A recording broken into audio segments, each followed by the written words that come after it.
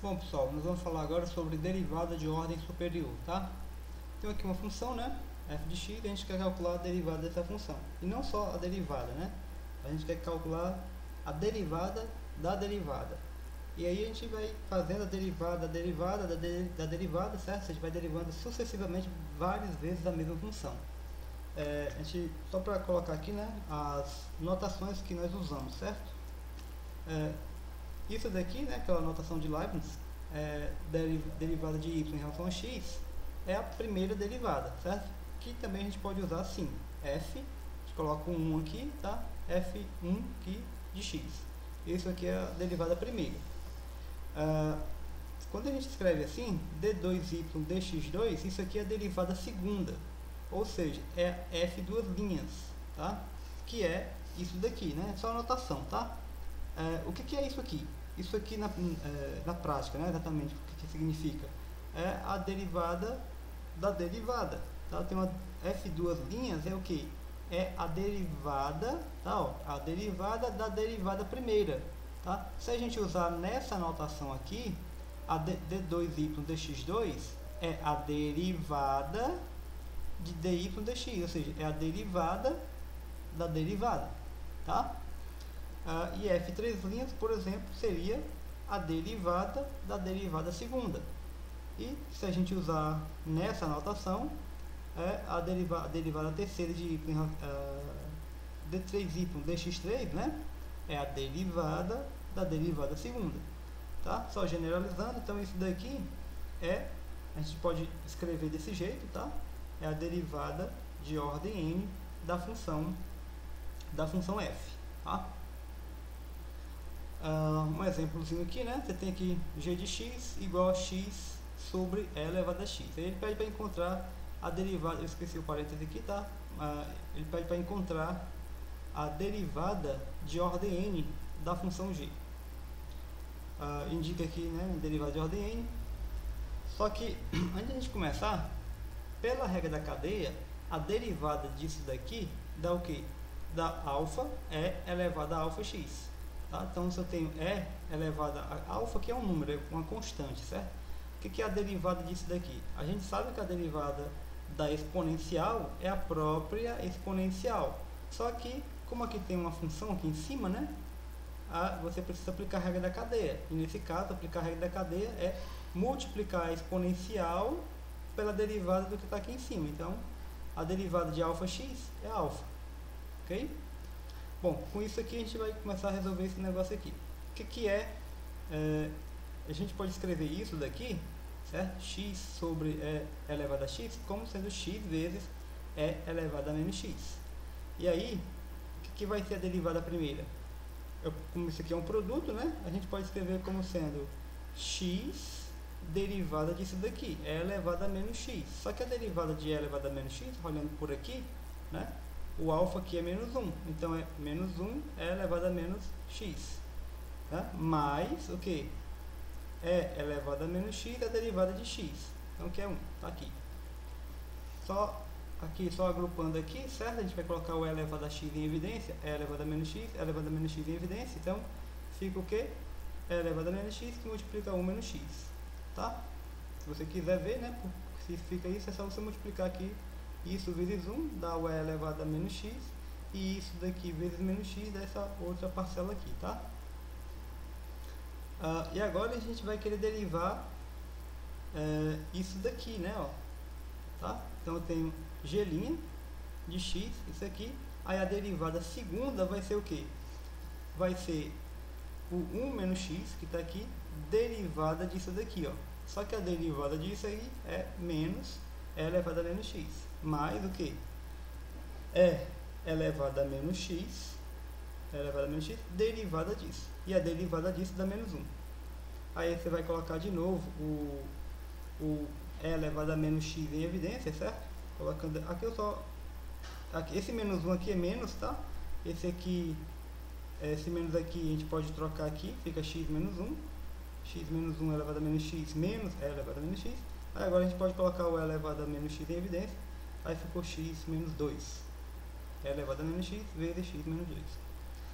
Ou seja, se a gente fizer isso agora, 3 certo? Então eu tenho aqui, ó, eu tenho o G', tá? O G2' deu esse cara aqui. Se a gente fizer o G3', eu não vou fazer, mas eu vou deixar aí como exercício para vocês fazerem, tá? Que no caso seria derivar isso aqui, ó, tá? Para obter a terceira derivada, ficaria E elevado a menos x, 3 menos x, tá? Então o que a gente obteve? G1 ficou isso, o G2 ficou isso e o G3 ficou isso. Por que a gente está fazendo isso daqui? É para poder encontrar um padrão de comportamento para as derivadas, certo? Então quando a gente encontrar um padrão, a gente descreve a fórmula, né, da derivada de ordem n. Então aqui eu tenho a derivada primeira, que deu isso aqui, você repara que é 1 menos x. Todas vão ter, a primeira coisa que você observa é que todas as derivadas vão aparecer o e elevado a menos x, né, ó. E aparece o que? Vai aparecer um fator desse daqui, ó, 1 menos x, x menos 2, 3 menos x, vai alternar, né?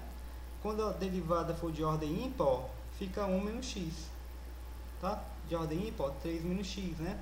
Se for derivada de ordem par, fica x menos o número da derivada aqui, ó, tá? Então agora ficou relativamente simples, né, de ver como é que é o comportamento das derivadas, né?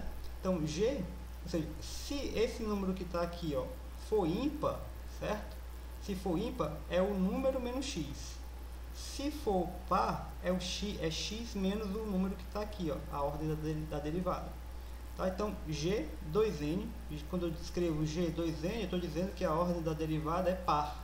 Então, é o que? É elevado a menos x, x menos o número que aparece aqui. E G ordem 2n mais 1, ou seja, se a ordem for ímpar, né, é o que? É o número que aparece aqui, ou seja, a ordem da derivada menos x. Tá ok? Tem um exemplo aqui, que é a função f seno de x, e aí ele pede para encontrar a derivada de ordem k dessa função, ok? E a gente vai fazer a mesma coisa, a gente vai calcular algumas derivadas para poder ver um padrão de comportamento para isso. Então, a derivada primeira, né, ou seja, a derivada do seno é cosseno. A derivada segunda, que é a derivada do cosseno, é menos seno. A derivada terceira, que é a derivada disso daqui, a derivada do seno é cosseno, então ficou menos cosseno. A derivada quarta, tá? A derivada quarta aqui, a derivada do cosseno é menos seno, então como já tem um menos aqui, ficou mais. Se a gente continuar, derivada quinta, derivada sexta, derivada sétima e derivada oitava, e assim vai. Você vê que o que acontece? Todas têm a mesma, vai acontecer essa repetição aqui, né, da derivada, certo? Ou seja, a derivada, qualquer derivada que você calcule aqui, as únicas coisas que você vai obter, né, as únicas funções que vão ser obtidas como resultado da derivada disso daqui, ou é cosseno, ou é menos seno, ou é menos cosseno, ou é seno. Tá? Então a gente pode escrever o seguinte: a derivada de ordem k, okay? A derivada aqui de ordem k da nossa função, é seno de x, vai ser o que? Cosseno de x. Mas vai ser cosseno de x quando? Veja, que aqui eu tenho 1, aqui eu tenho 5, o próximo seria o 9. Tá? Ou seja, qualquer número que aparece aqui, ó, qualquer ordem da derivada, né, que aparece aqui, nessa primeira linha, é o que? É um múltiplo de 4 mais 1. O 1 é um múltiplo de 4 mais 1. O 5 é um múltiplo de 4 mais 1. O 9, que é a próxima aqui, seria um múltiplo de 4 mais 1. E assim sucessivamente. Então, o que acontece? Quando é que vai dar cosseno? Quando é que você deriva o seno e vai dar cosseno? Quando a ordem da derivada, né? Ou seja, a ordem da derivada for um múltiplo de 4 mais 1. E quando é que vai dar menos seno? Aí, de novo, aqui eu tenho 2, 6, o próximo seria o que? 10, né? Ou seja, a ordem da derivada aqui, ó, nessa linha aqui, todas as ordens da derivada que aparecem aqui nessa linha, são o que? São um múltiplo de 4 mais 2. Então, aqui vai dar menos seno de x se o k for um múltiplo de 4 mais 2. E aqui, e aí você consegue já ver, né, o que está acontecendo. Aqui vai ser um múltiplo de 4 mais 3, né? Vai dar menos cosseno de x se a ordem da derivada for um múltiplo de 4 mais 3. E vai dar seno de x quando? Quando for um múltiplo de 4. Tá? Então isso daqui é a fórmula para calcular a derivada, né, de qualquer ordem da função seno.